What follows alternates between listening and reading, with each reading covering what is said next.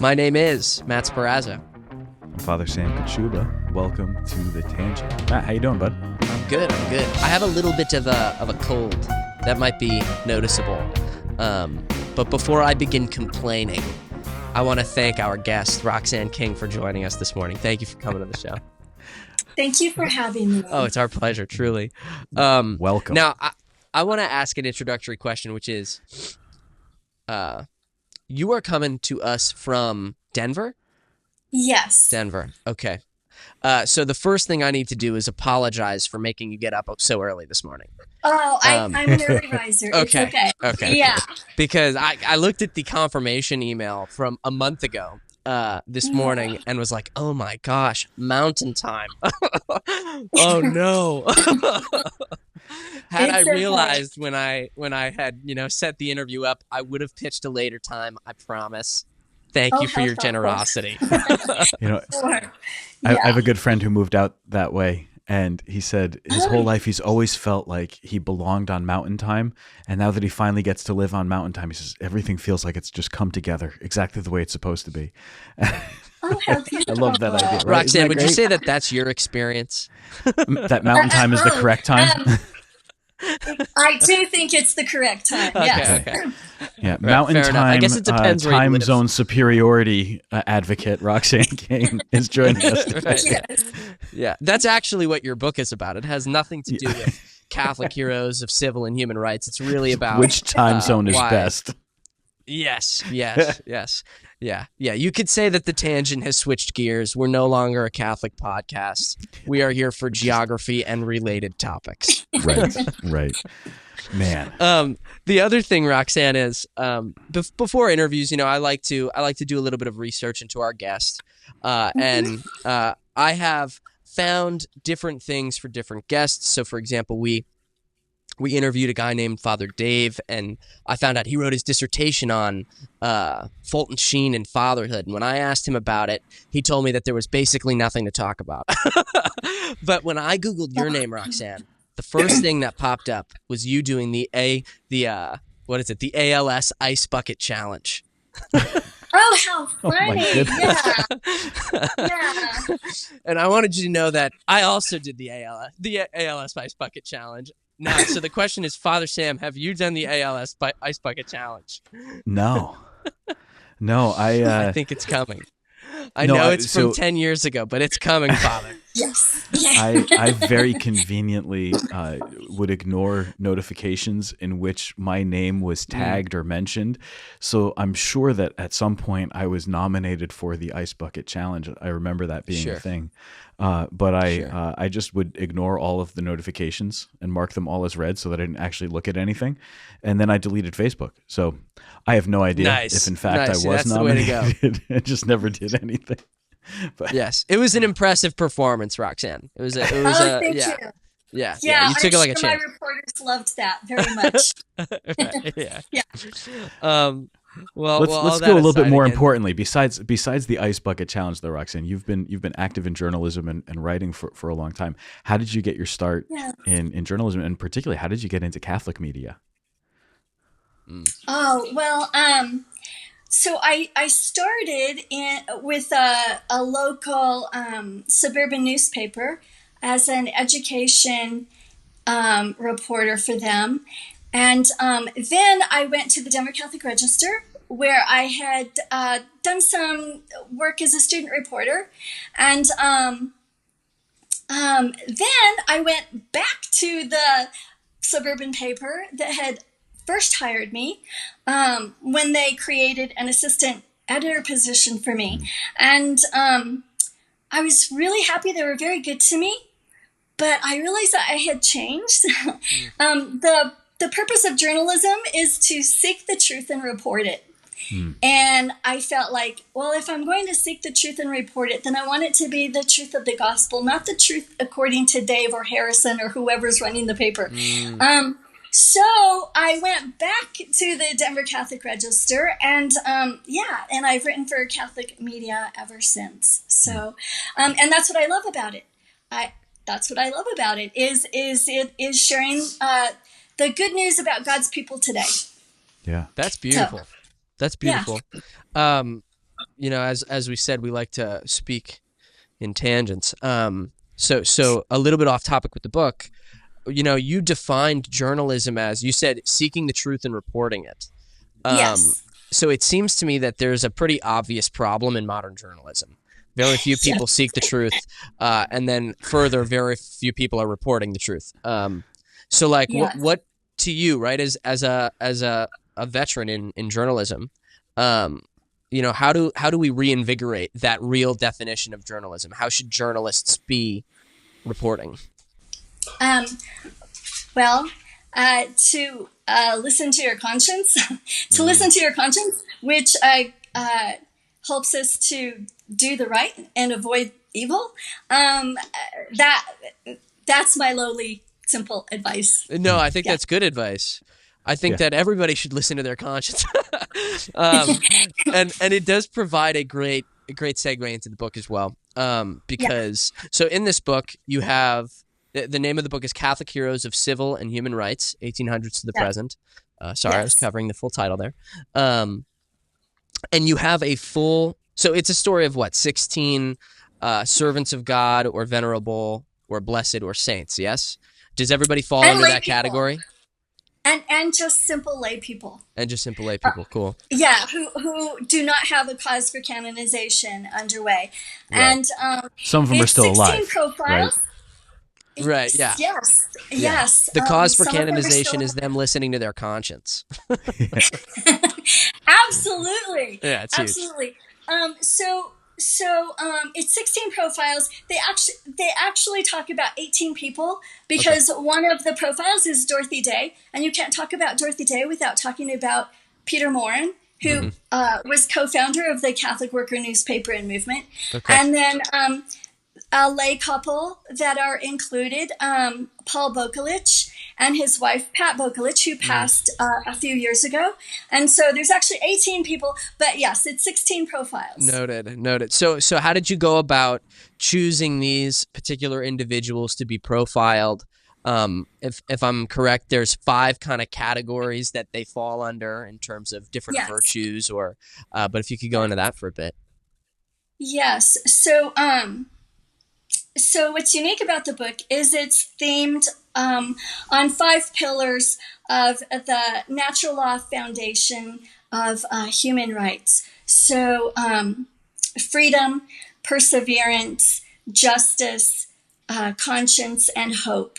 And under each of those themes are defined by documents of the church and what the church fathers have said.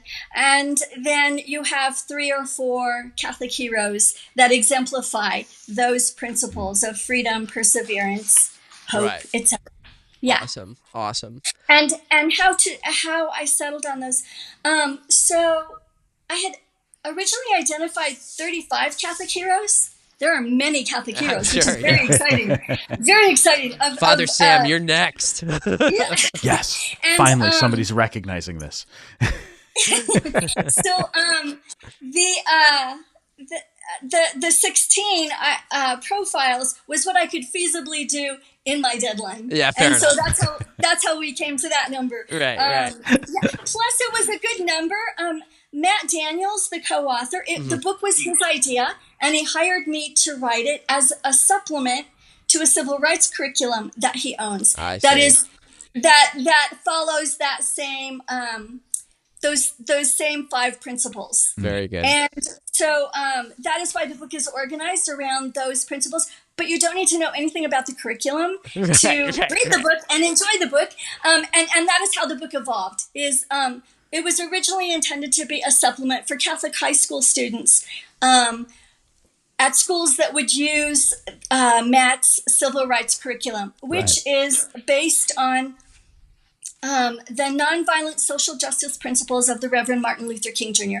And Matt, as you know, Father, is an evangelical Christian. So he wanted a Catholic writer to write this supplement. And so it evolved from being a supplement for a civil rights curriculum to a book for the general public. Thanks to God, through Ignatius Press. Yeah, that's wonderful. And I can actually confirm for you, that it would belong in the classroom, because when I read it, one of the first things that I thought was that I should have my CCD students read these stories. Yes. Yeah, because there's Mm-hmm. something about just Catholic witness, there's something about stories instead of dogma. And I'm not suggesting that there's no room for dogma, obviously, like that's not where I stand. um, but when that dogma is embodied, when conscience is embodied, and it's told through the stories of Franz, oh my gosh, what's his last name again? Jägerstätter. Jägerstätter. I will get it eventually. I promise. Roxanne, he's going to forget by the end of this interview. He will have forgotten at least one more time. There's no doubt about it. I assure you of that. Yeah. Yes, I love Franz Jägerplatter. But that's a terrible joke. But when it's embodied in his story, it really opens the door. And I think it particularly hit me because his is a story of, well, you know what? Why don't we just have you tell the story? Do you know it off the top of your head? I do. Okay, Franz, let's just talk about Franz Jägerstätter. Very good. So Franz was an Austrian farmer who, when the Third Reich annexed Austria, he was the sole person in his village to vote against that ratifying that annexation. Although the village officials, to prevent the Third Reich from persecuting them, claimed that it was a unanimous vote. Franz had kind of a wild teenage years, young adulthood, but he came to have a conversion, and he married a very devout woman who he loved deeply. For their honeymoon, they went to Rome and got a blessing from the Pope. So he loved his wife. They had three daughters together. He had previously, in his young adulthood, fathered a daughter out of wedlock, and he stayed close to that daughter and supported her. So when the Third Reich annexed Austria, he was very unhappy, and he would not do the Nazi salute. He would say "Fui Hitler" instead of "Heil Hitler." It's fantastic. He, because he was a farmer, had received a deferment twice when he was called up to serve Hitler's army. But the third time he was called up, he had to report for military duty. And so he did show up, and he said that he would not fight, but he would be willing to serve as a medic. And that was denied. And so he was sentenced for execution. And he had been counseled by his pastor, by his bishop, that he could serve the Third Reich, right? To save his life and to be there for his family. But his conscience would not permit him to do that. For him, Hitler was like Satan incarnate, and he saw the evil of the Third Reich, the Hitler Youth, and he could not, in good conscience, serve. And so he went to the guillotine in peace. And his family was actually ostracized after that. Really? Yes, it was. They suffered greatly, but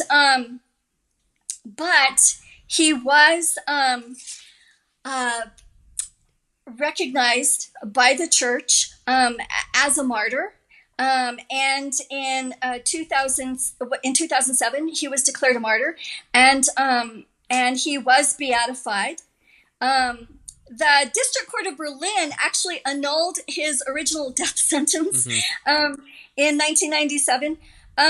Anyway, what I thought was a very sweet vindication for Franz was when he was beatified, his 94-year-old widow and all four of his daughters attended his beatification. Wow. That's incredible. Yeah, Beautiful. It was beautiful. The grace of God, right? Yeah. Just beautiful. There's a wonderful movie. I don't know if you've seen it. Probably not, since Franz was new to you. Yeah. Terrence Malick, is that his name? The great director. Yeah. A Hidden Life. A Hidden Life.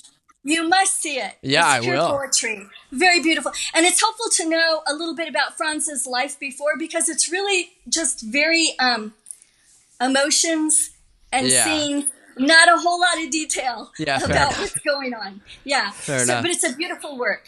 I will definitely look it up. Yeah. I was thinking about that. So that's Franz. I was thinking about this movie, A Hidden Life, because in your book here, you've got Franz Jägerstätter. There's a movie about his life. You've got St. Oscar Romero. There's a classic movie about his life. You've got some others who we might look at and we sort of expect to see them in a book about heroes of the civil rights or of human rights. You've got Dorothy Day. You've got St. Catherine Drexel. Some of these figures who are well known, especially in the American context. That was another thing here that I was noticing is a lot of Americans and a few from outside the United States, like St. Teresa of Calcutta, like Franz Jägerstätter, but so many Americans. Now, I'm curious about that. Was that a choice made? Granted that you've limited the time frame from 1800s to the present, and I think if we look historically at the heroes who have advocated for human rights in the life of the church, we span all centuries. Right? We've done this a lot as Catholics. Absolutely. So I really like the particular focus on the 1800s to the present, and also I think the language of civil and human rights. Maybe I'm wrong on my historical reading of it, but it seems like that's vocabulary that comes about really only after the founding of America in a certain way, speaking to these like these natural human rights that exist. I mean, I guess you could go all the way back to the Magna Carta if you need to, but in so many ways, the idea of civil and human rights is something that it's very, very American. And is that part of the reasoning for selecting a lot of American witnesses to this? Or maybe was that coming out of simply the fact that it's such a prominent theme for us in this country? The idea of civil and human rights, that there are a lot of Americans who are maybe obvious isn't quite the right word. That's not what I mean, but like they're the more clear candidates for this, given that there's also lots of things going on. Or is it just that, I'm sorry, I keep throwing additions into this question. It's not fair. I'm giving you too many options and I haven't put this in writing for you. A, B, C, D, E, yeah, F, or exactly. G. Is it maybe also that with your work with Matthew Daniels that this book corresponds to a curriculum that he made to be used in particular in an American classroom, and so using American figures? That was it. Okay. Yeah. Well, it took me a long time to get there. Tell me more about that. Father, next time use true or false, okay? I really am loving this so much because you both think like I do. And so I love that. And it takes me a long time to get to the point. So, yes, because it was... the most backhanded compliment I've ever gotten, Roxanne. It's the best. Thank you. I am so happy that just happened. No, it's so good. Anyway, yes, because it was originally envisioned as a supplement to a civil rights curriculum that was going to be for American students, I focused very heavily on American Catholic heroes. And so I was delighted to discover there were so many, number one. Yeah. And secondly, what I wanted to say to your question was we don't think of them. We don't think of the saints as heroes of civil and human rights. Well, maybe human rights, but not really civil rights.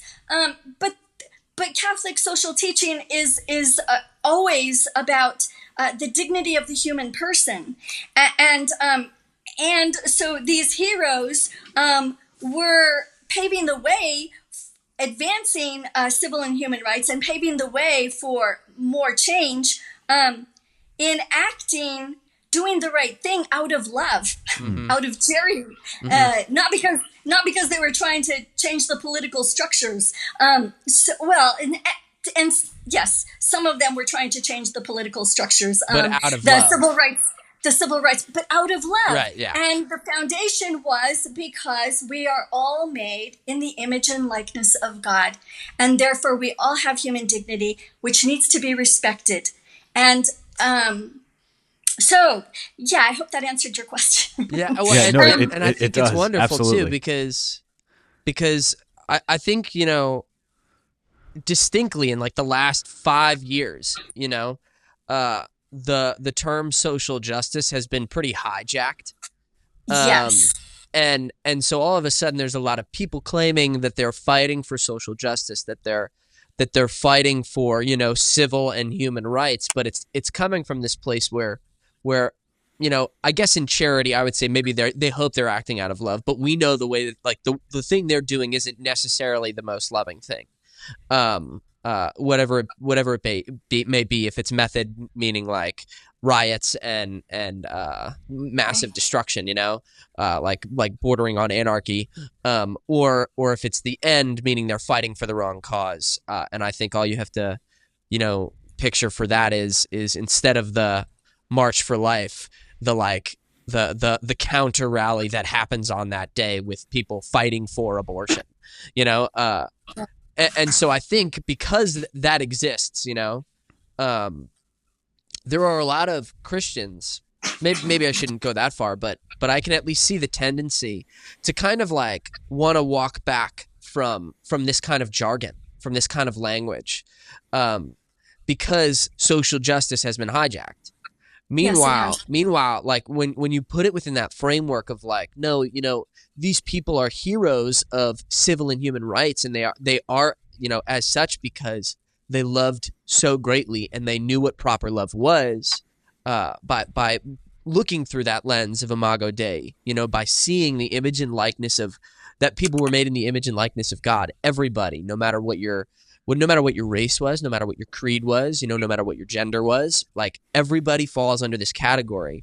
I think it opens the door. I think it opens the door for a culture that is skeptical, maybe, because like people have twisted it, and like that's the devil's work. That's what he does. He twists. He doesn't create. So what do you think about that? What do you think about that kind of cultural? I don't know. Would it be like not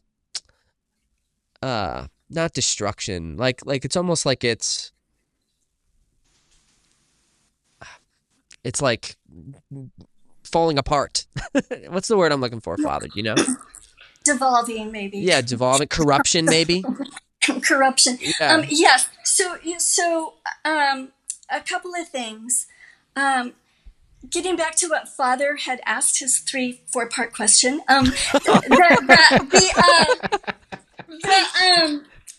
The brilliance of Matt's idea for the book to present these heroes as furthering civil and human rights, presenting them this way, that's not been done. Secondly, they are contemporary because it is 1800s to the Right. present. They are contemporary. Some of them are still alive, which is beautiful and Yeah. exciting and inspiring for us. Right. Many of them, their stories are not well known. There are 6 African Americans whose causes for canonization are underway. One of them is here from Denver. We're very proud of her, Julia Greeley, former slave. And outside of their own dioceses, they're probably not very well known by people. So to share their stories with a wider audience, Nicholas Black Elk, one of my favorites, who Yes. many people know from a book, Black Elk Speaks, about his vision as a 9-year-old Lakota, which led to his vocation as a spiritual healer for his people, who then was interviewed, and the gentleman who wrote the book, Black Elk Speaks, only covered Black Elk's life, his teenage years to his young adulthood, left out, even though Black Elk was like in his late 60s when he was interviewed, that he had been a Catholic catechist for more than 40 years. Wow. And was known to his people for bringing Wanakia, he who makes live, to them, bringing hope and new life to them, a devastated people.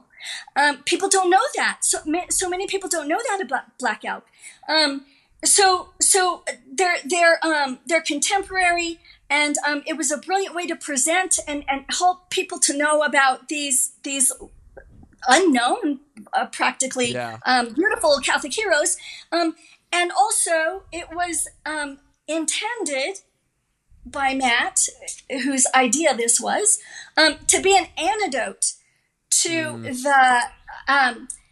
the anger and violence and hatred, the amen. polarization that we see in social justice, social unrest today, right? Especially when I like that phrase that you used there, that social unrest. I think that's probably that's the way more accurate way of saying what I tried to say. Thank you for using that term. Yeah. Yeah. So anyway, that it was meant to be an antidote to that, and to recover the gospel-based values of the 1960s civil rights movement, where there was certainly violence and hatred and anger and polarization, but that movement was founded on gospel values and was committed to nonviolence. Right. So one of the lay couple that is included in the book, Paul and Pat Bokelich, Paul said very beautifully, violence was willing to be suffered, but not to be given by the people working to bring about change. That's what's different. Right. Between today's social justice movement and unrest and the 1960s movement. I'm glad that you've included Nicholas Black Elk in this. He's come up a number of times recently for me. It started with a conversation. Cool. Yeah, it started in a conversation with friend of the show, Dr. Greg Bottaro. We started talking about this, and I had heard of him because of the book Black Elk Speaks. And then discovering, like I found out is really what happened. I was informed. It wasn't that I made any particular discovery, but finding out his Catholicism, his devotion to teaching the faith, to spreading the faith, that he had become this real evangelist, and that there's so much more to the story. So I started doing a little bit of research. I got a book about him, and I've been reading a lot about it. And then I find him here in this book. I thought it was great. But there's something that you're doing here with your book that I think gets at exactly this idea of confronting sort of the corruption of the terms civil rights and human rights, or the term social justice, as it's been used in the wrong way. This book, I think, really reframes the whole discussion. And it takes the term social justice and it says the church actually teaches that there are principles of social justice. There's a way that our faith applies to the society in which we live. But if we're going to work towards social justice, we have to understand the elements of social justice. And those are your themes: freedom, justice, hope, perseverance. I'm missing one. Conscience. Thank you. Conscience. I should have started with that one because that one's so important, right? But these are the themes that really have to be included. And here's what we mean by freedom. Here's what we mean when we say conscience, when we say hope, when we say perseverance. Here's what this actually means. And so when we talk about social justice as Catholics, we are saying this. We're not saying the same thing that this particular political agenda or this particular social movement is talking about. We're saying this. Now, there might be places where there's some overlap or where there's some meeting, but as Catholics, we speak very uniquely about this stuff. And I think in some of these stories, especially some of these stories that date back into the 1800s, if we read them with our modern eyes, we might get caught up in some of the injustice that was faced by these folks. Father Augustus Tolton, for example, a former slave who becomes a Catholic priest and faces persecution. Maybe persecution isn't the right phrase, but certainly he was ostracized by his brother priests because of his race. And he couldn't enter in an American seminary. Right. He was sent to Rome to study for the priesthood because he was rejected by American seminaries because he was Black. And so when he was ordained, he essentially was, because he was the first publicly recognized Black Catholic priest in the U.S., he was virtually the Black Catholic priest for all of the U.S. because he was the only one. Right. And can you imagine? That was such a huge work, huge mission for him. And he did die very young. And Anyway, it's a beautiful story. But he very much loved the church, and he said very beautifully. I want to find his quote so that I don't mess it up. He talked about how the church. The Catholic Church deplores a double slavery, that of the mind and that of the body. She endeavors to free us of both through the church. Through the church, beginning with his baptism, God had freed Good Father Gus. That's how he was known. Good Father Gus had freed him, spirit, mind, and body, and he called the Catholic Church the true liberator of the race. Mm. Because the church teaches true freedom, which is the freedom to do the right thing. Right. When you freely choose to do the right thing, you are truly free. Right. So Father Gus exemplified that. Pierre Toussaint, who was a former slave, who in early New York, who became this wealthy philanthropist, actually, and supported the owners who had brought him over from what is today Haiti to work as a butler. He then actually supported that household after the master of the house of Mr. Berard had died. He supported his widow. He supported the household from his earnings, and bought the freedom of his sister, bought the freedom of his beloved, who he married, and helped build old St. Patrick's Church. And now today he is the only layperson buried in the crypt at St. Patrick's Cathedral with the bishop. That was something that struck me, that you've got Pierre Toussaint, a former slave, the only layperson buried at St. Patrick's Cathedral in New York City, and you have Julia Greeley, who's the only person at all buried at the Denver Basilica. So how incredible that in that case, the only person buried in the cathedral, and to be buried in a cathedral in the American context, I don't think we remember how important it is to be privileged with burial in a church. In the old world, in Europe, you see people who have the privilege of being buried in the church, either because they were the bishop of the diocese, so the cathedral houses them, or because their life of holiness was so great that they get to be buried there, or because they're royal, and so their noble heritage allows them to be buried there, or in some way they served in such a capacity, they did something so great, made such a great contribution that they get that privilege of being buried in a church. To be buried in a church is a really big deal. That Denver, the only person buried there in the it's the Basilica of the Immaculate Conception, right? Yes, exactly. Yeah. And she's right up front to the left of the altar. It's so beautiful. And it's very beautiful. What a powerful witness to everyone. And Julia had been a former slave who came to Denver about, I think, 1878, maybe in her 30s, and to serve the first territorial governor of Colorado, William Gilpin, and his family as a domestic. And then when she moved on from there, she did domestic work and house cleaning, childcare for other families. But she had this beautiful ministry, even though she was desperately poor herself, of collecting, purchasing, begging for goods that were needed by others, even more poor than herself. She became a Catholic convert at Sacred Heart Church in downtown Denver, and thereafter became a daily communicant.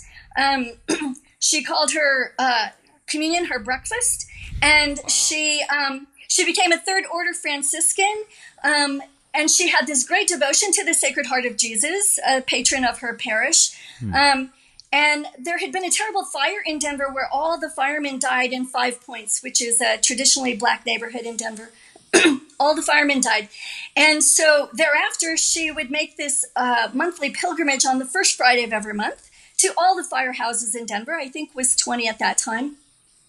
to hand out prayer leaflets, apostleship of prayer leaflets. And she couldn't read or write, but she knew that they promoted prayer and dedicating one's day to God, because she wanted the firefighters to be ready for death, to be prepared for death, should they die an untimely death. And she called them tickets to heaven.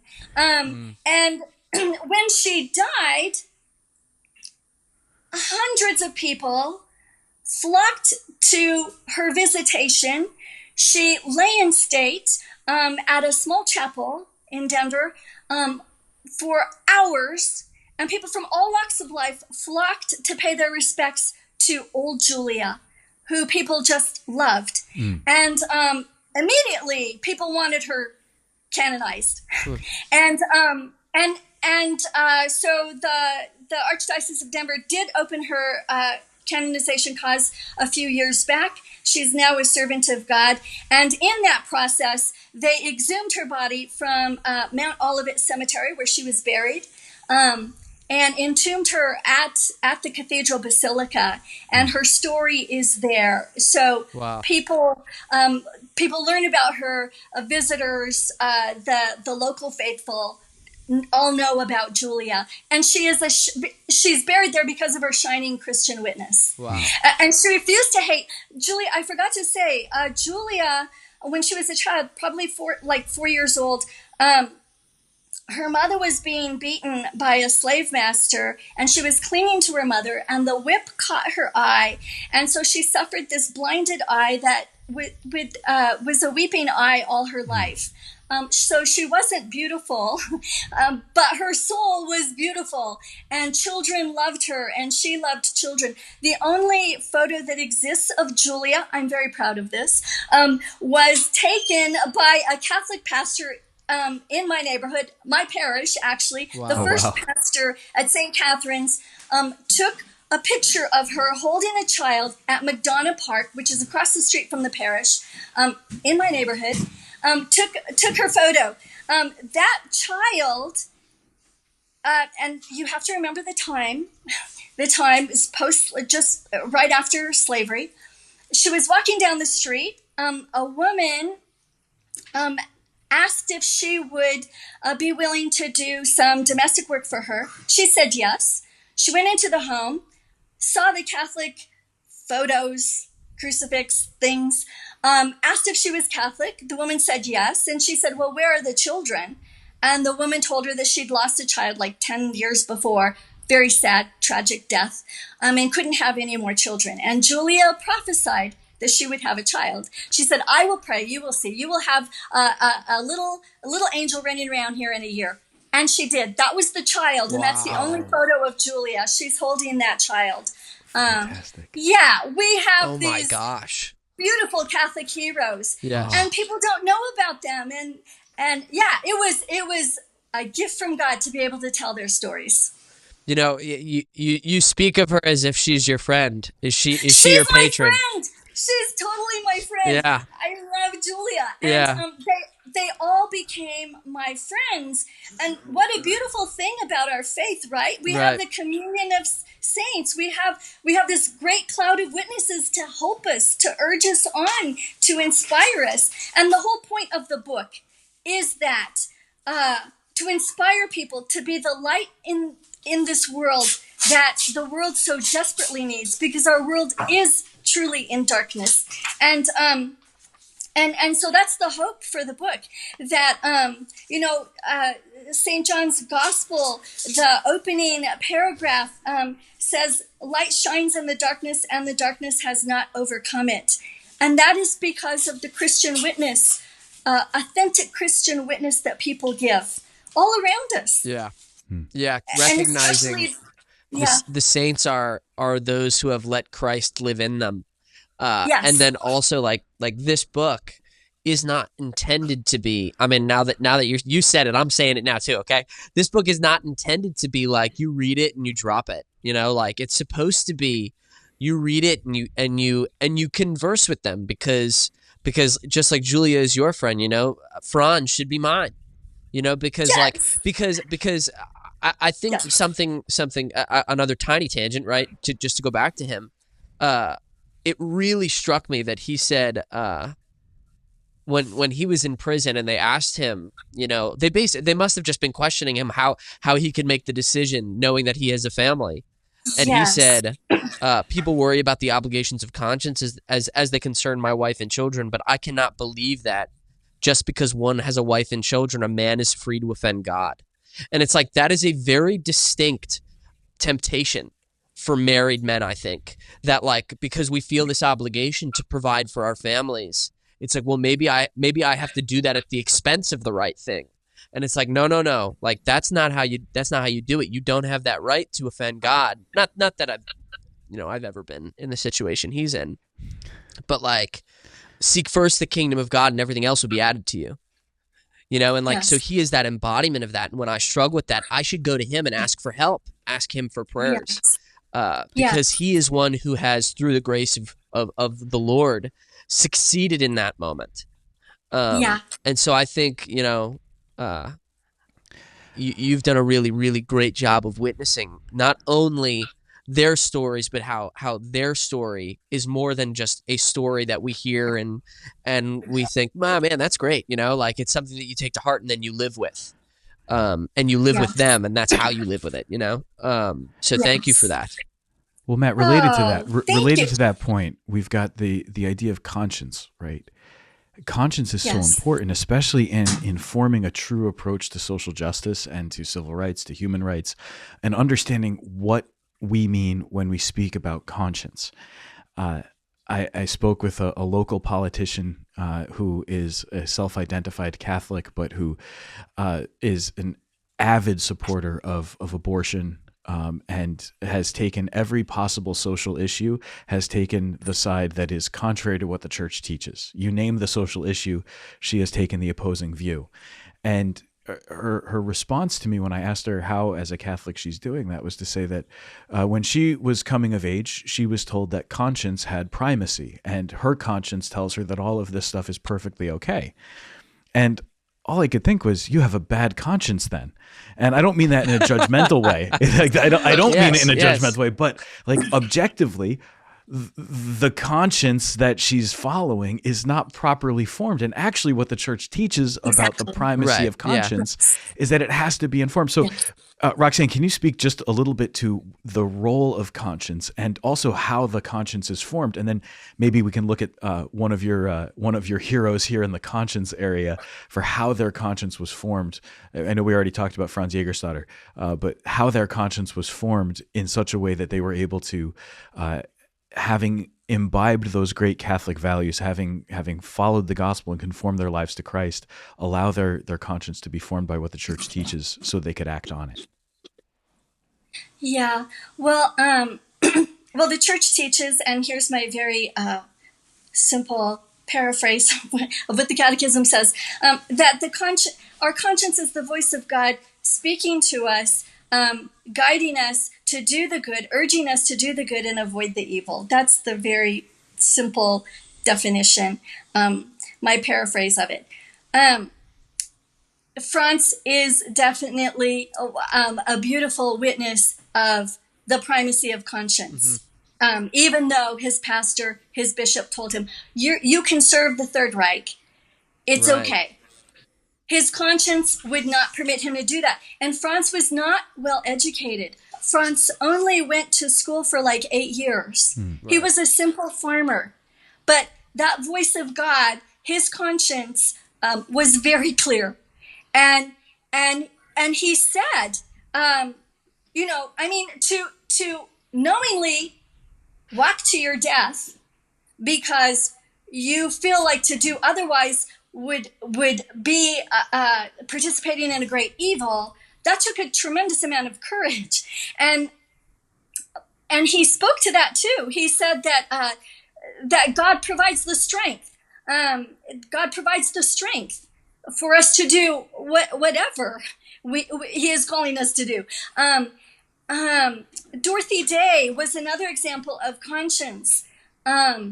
She had desperately wanted to,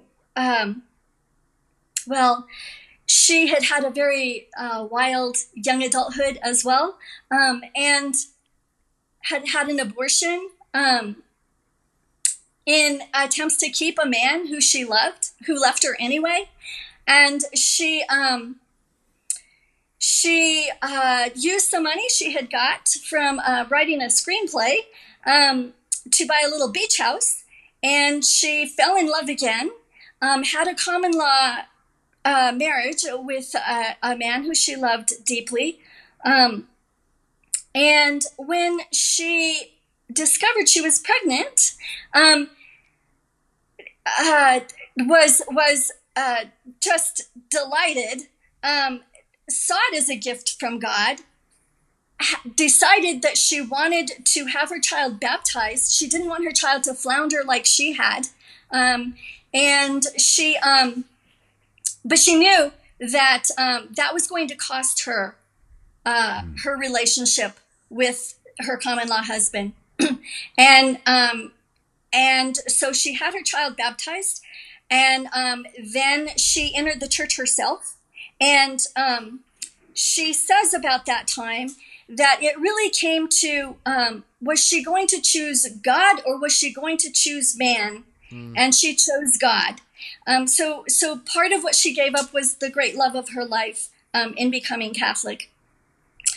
She had been writing for, before she became Catholic, socialist and communist newspapers. When she became Catholic, she was writing for Catholic publications, and she covered March in Washington.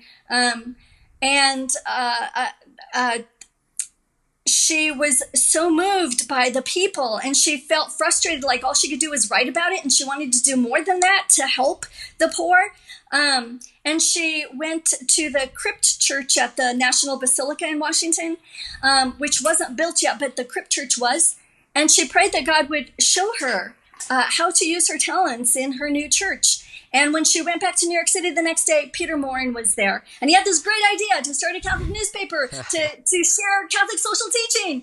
And she saw him as the answer to prayer, and he saw her as the answer to his prayer for someone who could bring to life his vision to get Catholic social teaching taught and spread, and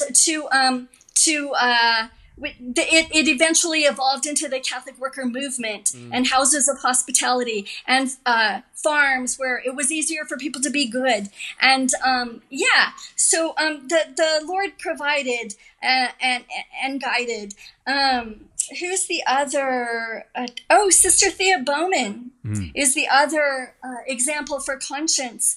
Have either of you seen Sister Thea's address to the U.S. bishops? I think it was their fall meeting. Have you seen it? Very powerful, yeah. You can't watch that without being greatly moved, I don't think. She was the only Black member of her order.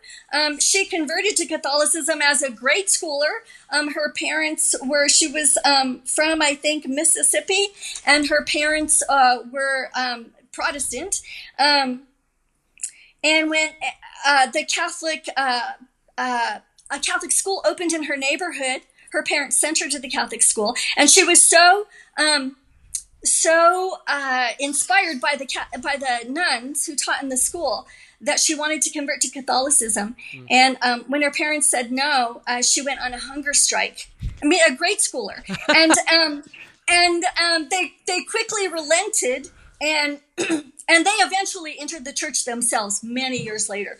But she was the first Black member of her order, and she had this opportunity to address the U.S. bishops, to urge them to be more inclusive, more welcoming to Black Catholic culture within the liturgy, and to be just more welcoming to Black Catholics in the pews. And she was very charismatic. She convicted them and inspired them to do more, to be more welcoming, to a more diverse audience. And she's another beautiful example of conscience, and the power that has when we're really living this. And then people can see, people are drawn to the truth, right? It has a power, and are inspired by it. And Sister Thea was such a beautiful gift to the church. I had an opportunity. I just saw her from across the room one time in the 1980s. She was here speaking at it was called the Mile High Congress at the time. So it was for like parish catechists, Catholic school teachers. And she was one of the speakers because she was so charismatic. She was featured on 60 Minutes. Everybody loved Sister Thea. Wow. She was involved with, I think, creating the first Black Catholic hymnal for Catholic use in Catholic parishes. Yeah. Something that I was really struck by as I was reading the book was the fact that along the way you find in these stories, going back into the 1800s, you find, going back to Father Augustus Tolton, he wasn't allowed into the seminary because of his race. Yes. And so you'll find the flaws, the places where the church was deficient, where members of the church were not living out what they were supposed to do. But then you'll also find in the story of Sister Thea Bowman that it was the Catholic Church that went into these places where there was an imbalance and an inequality of education and provided education to Black children where the state wouldn't do it. They said, we will go in, we'll teach. And so you'll find that there's this, I had the sense of Catholics in the United States wrestling with particularly racial issues, and trying to find their way, understanding that the gospel does not care about color, and the Lord's gifts and graces are available to everyone. And if we are a missionary church, we've always known that, but we forget sometimes. And so there's this push and pull, it seemed sometimes, to have that, and yet these great heroes that you write about, they find the way to kind of call the church back to what she's really supposed to be, to bring her to that place. Thank you very much. Very true. And they were nurtured by people in the church who did the right thing anyway. Father Augustus Tolton, 2 of his parish pastors saw that he had a vocation and did everything they could to make sure that came to fruition. And they found a seminary in Rome that would take him.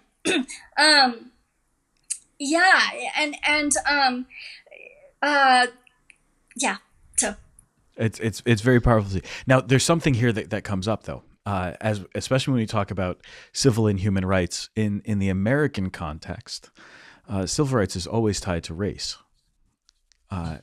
And I think that we've now come to a point, I might be off on this, but it feels very often that we've now come to a point where identity politics is taking over a lot of those discussions. And instead of looking at the civil rights of human beings, regardless of their color or something like that, we've started to focus on identity politics, where these other characteristics become the whole. This is everything about me. How do you think we avoid identity politics in the most negative context while still upholding, defending, promoting human rights and civil rights in our country? That's too hard for me. Matt Daniels, I'm sure, could speak beautifully to that question. That is too hard for me. I think that what I just see is that if people are sincerely trying to